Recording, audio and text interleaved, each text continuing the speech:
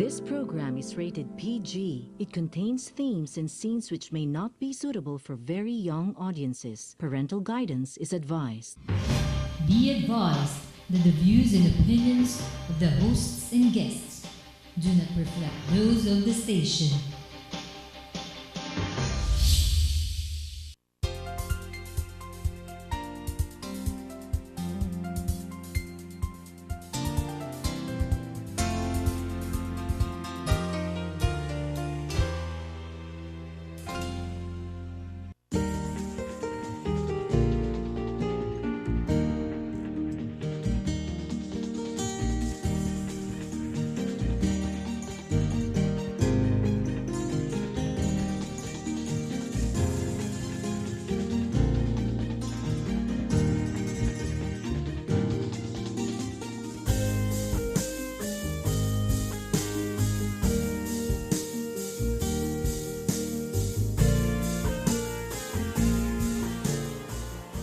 Welcome to our second episode for 2017 of Journeys, Chronicles of Our Asian Century. We're also proud to say that this is the beginning of our second year on air.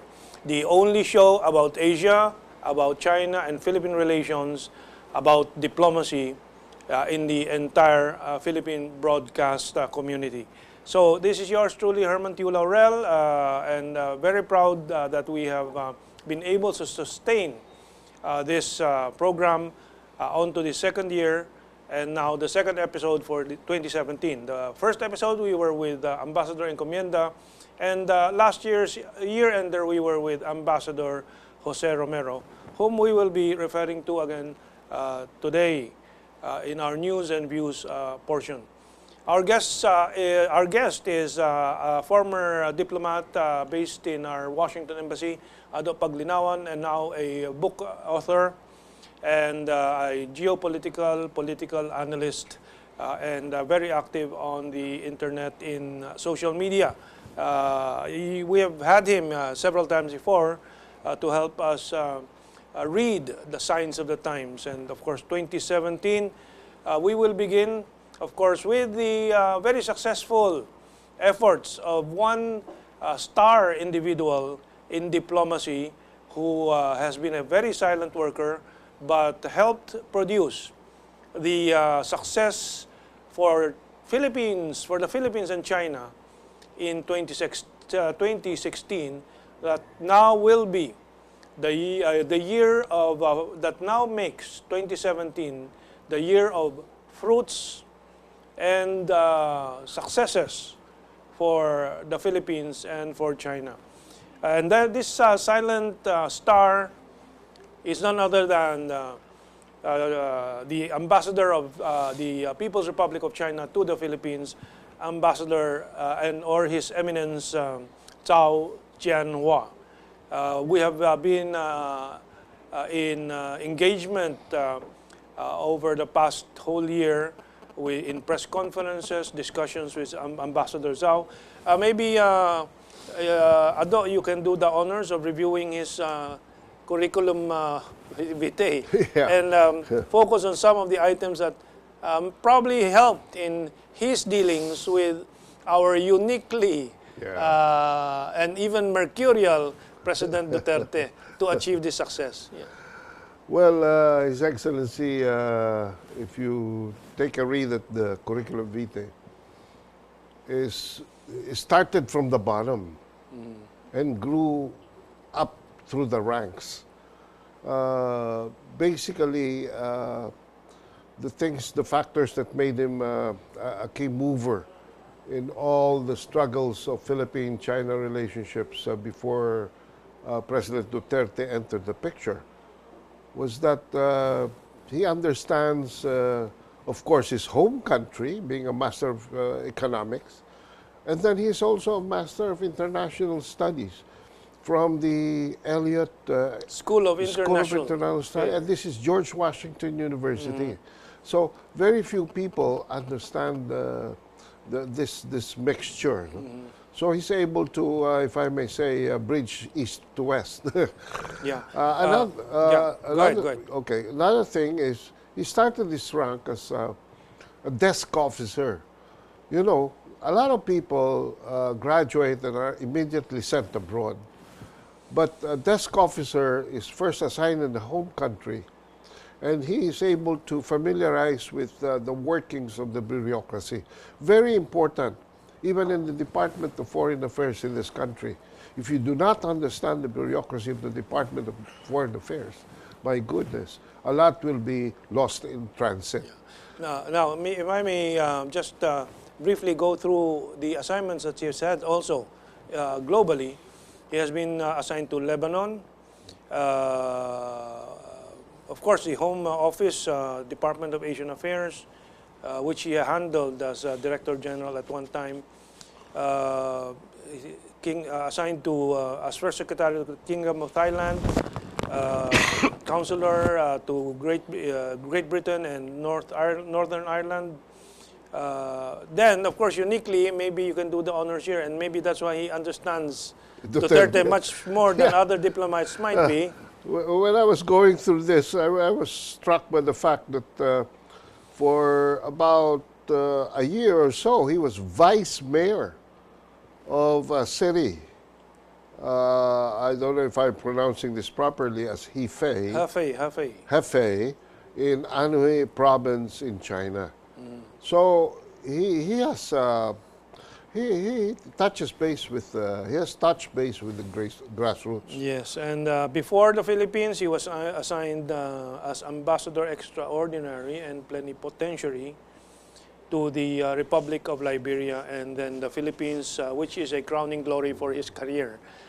Yeah, and especially that he was there on top of the Chinese embassy in the Philippines during the hardest moments of China's standings in the Aquino administration. Okay, well, now we look at the Filipino working and enjoying his profession as a Filipino dance instructor and a dancer in Beijing. And this is, of course, Fritzel Labinghasa, if I pronounce this correctly.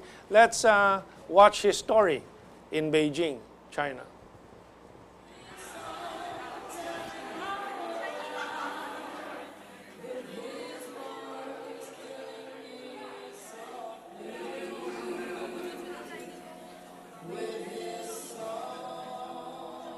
I'm teaching Latin dance, mainly salsa, bachata, kizomba. My life in China is awesome.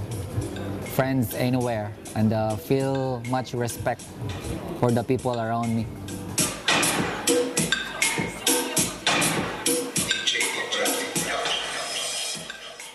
Ako po si Mr. Fritzel Labinghisa. I'm 39 years old. Ako po yung founder ng Beijing Salsa Club dito sa Beijing, China. Isa po ako sa pioneer na nag-introduce ng salsa here in Beijing since 2004. I got my house and lot. That's the first. Secondly, I developed myself as a dance teacher. And I learned many things. Like before coming in Beijing, China, I'm not a professional certified salsa teacher, bachata teacher, kizomba teacher, but I learned all of this in Beijing, and I try to improve all of those dances.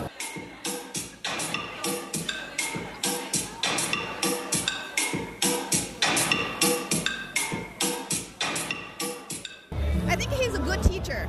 He knows what he's doing, and he's good at it. And he's really good at to encourage people. We have a big WeChat group. They post videos almost every day after work, after the workshop, the class. It really helps. He's very open, very flexible, and very responsible. Yeah, he's a good teacher. Yun yung pinakamalaking naibigay ng China sa akin. Yung knowledge sa pag-improve for my teaching. Because here, I experienced to teach different nationalities. Not like Philippines, mga Filipinos lang yung Filipinos, and I have some few Koreans and Japanese students before. But here in Beijing, I experienced Europeans, Americans from anywhere. Like maybe over 20 nationalities, meron kaming studio, meron akong student. So mga kabayan, kung gusto nyo maging successful, kahit hindi ka sa China, anywhere sa mundo, always look for the content of what you're doing. So me, I'm doing dancing, so I got a research, keep learning every time. I have the content. So that content, that is my selling point. So whatever thing that you're doing, focus on that. And for sure, you will achieve something. If you sleep at home, nothing will happen.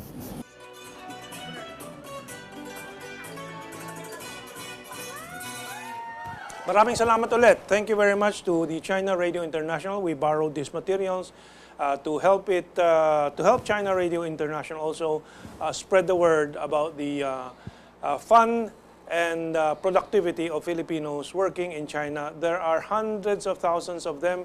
Hindi alam po dito sa atin. It is not known to many of our countrymen that many Filipinos are there. My own son, my youngest son, teaches English in China. In China now? In China. Where is he Formerly based? from Hong Kong. Where is he now based in China? Beijing? Actually, he Xiamen or he shuttles? He shuttles.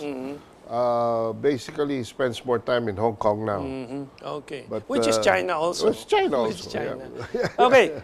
So that's Fritzel Labinghisa. I'm sorry, I mispronounced it earlier. So that's our people and places for this week.